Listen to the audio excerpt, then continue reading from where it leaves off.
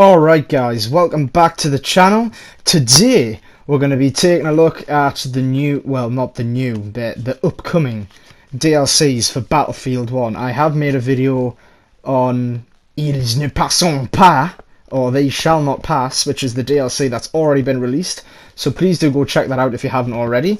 But today we're actually talking about the ones that haven't been released yet and what we can speculate might happen.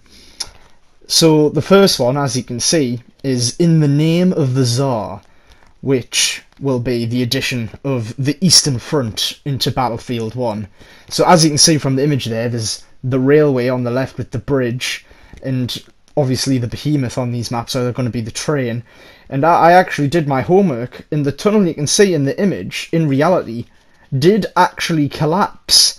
So that leads me to think, would you in the game be able to collapse the tunnel and maybe limit the behemoth to only one half of the map? I think that would be a really good counter to the behemoth, a really nice touch. So in any way, I'm sure we'll find out. I'm sure you've also noticed on the right there's a cavalryman, but he's not your normal cavalryman. He is holding a lance. So are we going to get lancers? That would be awesome. They were obsolete at this part of history, obviously, but that doesn't matter, I don't think, because it could be a lot of fun. So, In the Name of the Tsar will be in a new Arctic setting, snowy maps, so I think that will be really awesome, and I can't wait. As a matter of fact, In the Name of the Tsar was the DLC I was most looking forward to, until I found out about this next one. And now this one's the one I'm most looking forward to. The DLC that's going to be released after In the Name of the Tsar is Turning Tides. And the theme to this one, as you might be able to see from the image, is actually naval warfare, amphibious invasions. So it's all going to be really cool, I think. This one I think looks absolutely awesome. There is 2 maps confirmed for this one. There's going to be the amphibious landing at Gallipoli, which is actually already in the game, in the War Stories mode. I have done a playthrough of The Runner, which was based on the Battle of Gallipoli. Anywho, so we're going to actually get a multiplayer version of the amphibious invasion of Gallipoli. Also, correct me if I'm pronouncing this wrong, we're going to get a map of the Zeebrugge raid, which was a British attempt to block German ports to stop U-boats escaping, which is actually what the image is of. And I do believe the destroyer in the image that we can see is the HMS Vindictive. Also, correct me if I'm wrong, but that it does look to be the case. This game's going to be a lot of naval warfare, as you can probably see, but on top of that, a more important aspect of it is amphibious. Like, we already have naval forces in the game, like the Dreadnought and the torpedo boats, but it doesn't really quite capture what you would expect of a naval battle. You know, big ships firing at other big ships, and they've already said that they're going to be adding destroyers into the game. So, we'll be able to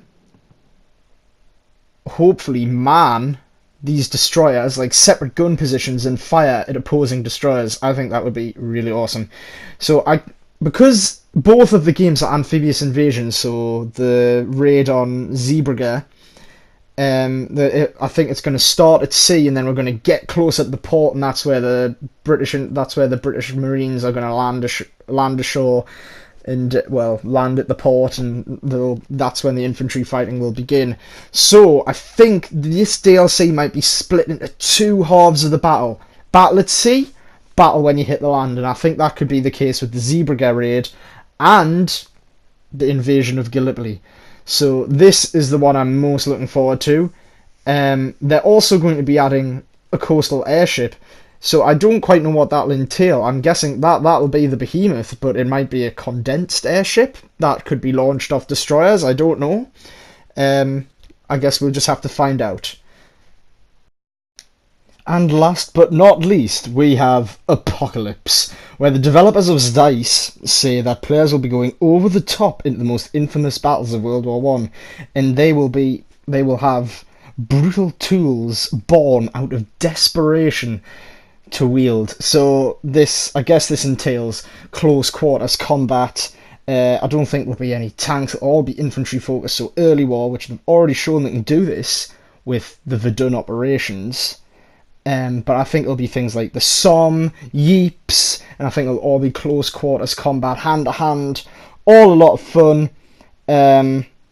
So I'm really looking forward to this one as well. There isn't actually many details given about Apocalypse, other than the fact I think it's all going to be early war, infantry focused combat, close quarters, and it says infamous battles of World War One. So obviously things like the Somme, Ypres, Cambrai, and I would say Verdun, but well, they've already got that in the game.